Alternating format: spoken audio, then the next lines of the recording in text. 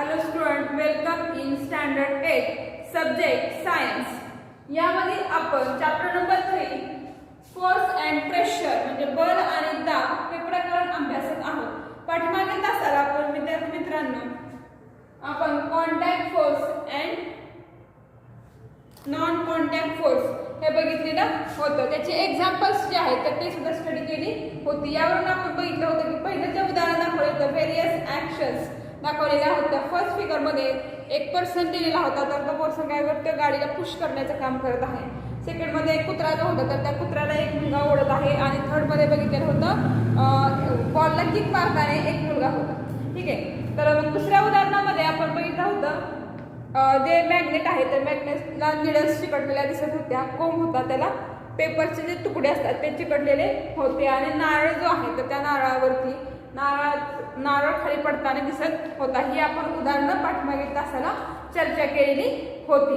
तर आज आपल्याला कॉन्टॅक्ट जो फोर्स आहे तर त्याची डेफिनेशन जी आहे तर ती बघायची आहे. तर त्याची डेफिनेशन बघा बुकमध्ये काय दिलेली आहे ती सर्वप्रथम बघूयात. तर बघा, कॉन्टॅक्ट फोर्सला संपर्क बल असं म्हटलं जातं. A force is seen to act through a direct contact of the objects of one more object. Such a force is called contact force. आता अशाला आपण संपर्क बल असं म्हणतो. तर संपर्क बल कोणती, तर बघा a force seen to act through a direct contact of object जो आहे या ठिकाणी तर एखादी वस्तू या ठिकाणी घ्यायचा आहे. तर एखादी वस्तू जर असेल एखाद्या वस्तूच्या संपर्कात थेट कॉन्टॅक्ट आल्यामुळे म्हणजे डायरेक्ट कॉन्टॅक्ट आल्यामुळे किंवा एखादी वस्तू वन मोर ऑब्जेक्ट एखाद्या वस्तू मार्फत किंवा वस्तूचा संपर्क आल्यामुळे बल प्रयुक्त होतं. फोर्स काय होतो, ऍक्ट होतो. आणि अशा फोर्सला आपण कॉन्टॅक्ट फोर्स असं म्हणतो. ठीक आहे. म्हणजे संपर्क बल केव्हा म्हणायचं, तर एखाद्या वस्तू बरोबर डायरेक्ट कॉन्टॅक्ट येतो किंवा एकापेक्षा जास्त वस्तूंबरोबर डायरेक्ट कॉन्टॅक्ट येतो, त्याला आपण कॉन्टॅक्ट फोर्स असं म्हणतो. तर आकृती 3.1 दिलेली जी आहे तर 3.1 ची उदाहरणं जी आहेत सगळी तर याच्यामध्ये दोन ऑब्जेक्ट कॉन्टॅक्टमध्ये आलेले आहेत. ठीक आहे. किंवा एक ऑब्जेक्ट म्हणूयात. तर इथं कुत्रा दिसतोय तर कुत्रा एक आणि हा ओढणारा व्यक्ती एक. तर ही दोन ऑब्जेक्ट म्हणूयात. तर ही दोन ऑब्जेक्ट कॉन्टॅक्टमध्ये आल्यानंतर काय झालेलं आहे, आपण कुत्र्याची दोरी ओढलेली आहे आणि दोरी ओढल्यामुळे कुत्र्यानं एका ठिकाणावर दुसऱ्या ठिकाणी तो पुढे सरकत गेला किंवा त्याची जागा बदललेली आहे.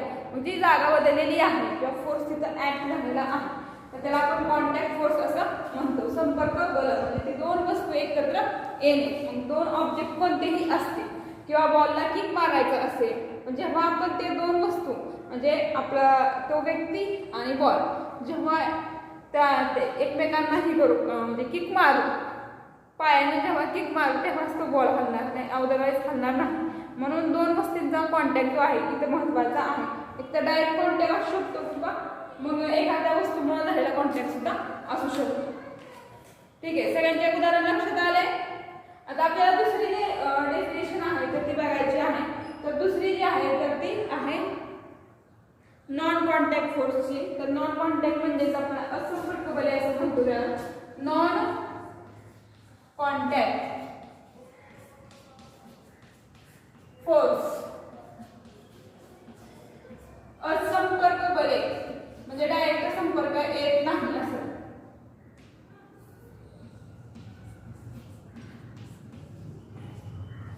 असंपर्क बल तर त्याची डेफिनेशन बघा बुक मध्ये आहे. A force is applied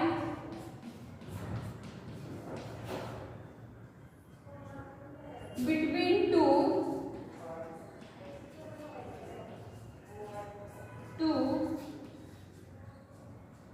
objects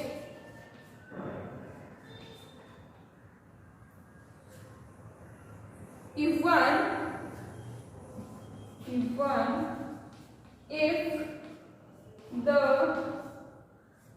two objects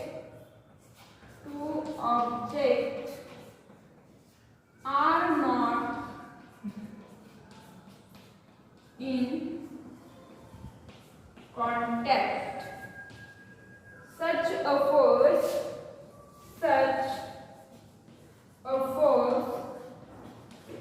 is called non-contact force. ठीक आहे. तर या ठिकाणी आपल्याला असंपर्क बल जे आहे तर त्याची व्याख्या दिलेली आहे. तर व्याख्येमध्ये काय सांगितलंय बघा, जेव्हा दोन वस्तूंमध्ये संपर्क जरी नसला तरी सुद्धा त्या दोन वस्तूंमध्ये बल प्रयुक्त होताना दिसतं. तर आपल्याला फिगर नंबर 3.2 जी दिलेली आहे बुकमध्ये तर त्याचं हे एक्झाम्पल्स आहे. तर दोन वस्तू आहेत, ठीक आहे. दोन वस्तूंमध्ये टू ऑब्जेक्ट्स, ओके. तर दोन वस्तूंमध्ये आपल्याला हा फोर्स काय होतो म्हणजे प्रयुक्त होताना दिसत आहे. म्हणजे जरी वस्तू त्या दोन एकमेकांच्या संपर्कात आल्या नसल्या तरी सुद्धा, मग दोन वस्तूंचा संपर्क नसला तरी सुद्धा ह्या दोन वस्तूंमध्ये बल प्रयुक्त कसं होतंय तर बघा, पहिलं जे आहे मॅग्नेट दाखवलेलं आहे तर त्या मॅग्नेटमध्ये निडल्स ज्या आहेत तर त्या एकमेकांमध्ये चिकटलेल्या दिसतात. म्हणजे तुम्ही मॅग्नेट जे आहे तर त्याच्या शेजारी जर तुम्ही लोखंडाची कुठली जरी वस्तू नेली तर त्या वस्तूंचं काय होतं म्हणजे एकमेकांच्या कॉन्टॅक्ट पण जवळजवळ जर आल्या तर दोन्ही तर एकमेकांना चिकटून बसतात. म्हणजे तिथं मॅग्नेटिक फोर्स जो आहे तर तो अप्लाय होतो. त्याचबरोबर तुम्ही इथं आपण कोंबचं उदाहरण बघितलं होतं. तो कंगवा जो आहे तर ते कोरड्या केसांमध्ये दोन तीन वेळा असं घर्षण झालं आणि तोच कागदावरती छोट्या कागदाच्या तुकड्यावरती जर चिकटवला तर ते चिकटताना दिसतात. ठीक आहे. हे उदाहरण जे आहे तर ते कशाचे आहे तर नॉन कॉन्टॅक्ट फोर्सचे म्हणजे असंपर्क बले. म्हणजे ह्या दोन वस्तू ज्या आहेत तर ते एकमेकांच्या कॉन्टॅक्टमध्ये येत नाहीत तरी सुद्धा तिथं बल प्रयुक्त होतो किंवा बल असतो. ठीक आहे. मस्क्युलर फोर्सला स्नायू बल म्हटलं जातं. Is an example of contact force. Muscular force जे आहे किंवा स्नायू बल जे आहे तर ते कॉन्टॅक्ट फोर्सचं एक्झाम्पल आहे. And is applied to object with the help of our muscles. It is applied in several cases such as lifting म्हणजे उचलणं, पुशिंग म्हणजे ढकलणं, पुलिंग म्हणजे ओढणं. तर ही जी आहेत उचलणं, ढकलणं, ओढणं तर ही मस्क्युलर फोर्सचे एक्झाम्पल आहेत. आणि मस्क्युलर फोर्स कशामध्ये येतो तर कॉन्टॅक्ट फोर्समध्ये येतो. On the contrary force like magnetic force असेल, then gravitational force, electrostatic force act without contact. मग आपण मॅग्नेटिक फोर्सचं एक्झाम्पल बघितलं होतं. ग्रॅव्हिटेशनल फोर्स म्हणजे एखादी वस्तू एखादा फळ झाडावरून खाली पडणे मग तो ग्रॅव्हिटेशनल फोर्स तिथं असतो, गुरुत्वीय बल. नंतर इलेक्ट्रोस्टॅटिक फोर्स स्थितिक विद्युत प्रवाह आपण म्हणतो फोर्स ऍक्ट विदाउट कॉन्टॅक्ट. या ठिकाणी कॉन्टॅक्ट येत नाही. Therefore they are the examples of non contact. ठीक आहे. उदाहरण तुमच्या लक्षात येईल ती सगळी मस्क्युलर फोर्सची याच्यामध्ये येणार. याच्यामध्ये मॅग्नेटिक फोर्स असेल, ग्रॅव्हिटेशनल फोर्स आणि इलेक्ट्रोस्टॅटिक फोर्सची एक्झाम्पल्स नॉन कॉन्टॅक्ट फोर्समध्ये तुम्हाला येतील. When a ball is kept on a table and pushed a little, it move ahead and get slow and stop. तर तुम्हाला काय करायचं आहे तर एखादा चेंडू आपण किंवा बॉल म्हणतो तर बॉल टेबलावरती ठेवायचा आणि त्याला हलकासा धक्का मारायचा. धक्का मारल्यानंतर तो काय करतो असा गरगळत म्हणूयात आपण असं थोडा थोडा पुढे जातो आणि काही ठिकाणी गेल्यानंतर काय होतो तिथं थांबतो.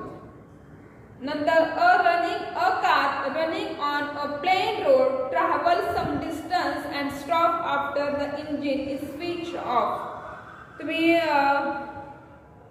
सपाट रस्त्यावर पळणारी मोटार गाडीचं इंजिन बंद केल्यावरती थोड्या अंतरावरती ती गाडी जाऊन थांबते. ठीक आहे. This is because of the force of friction between the ground surface and object in motion. Fractional force is very useful in daily life. तर बघा या ठिकाणी तुम्हाला काय सांगितलेलं आहे तर एखादी म्हणजे टेबलावरचा चेंडू असेल किंवा जमिनीच्या पृष्ठभागावरची एखादी गाडी असेल किंवा गतिमान वस्तू असेल तर या वस्तूंमध्ये काय होतं फोर्स घडून येतो किंवा बळ त्या ठिकाणी घडून येतं. ठीक आहे. घर्षण जर नसलं, फ्रॅक्शन जर नसेल तर त्या ठिकाणी बघा काय सांगितले, frictional is very useful in daily life. While walking we push the ground behind without our feet.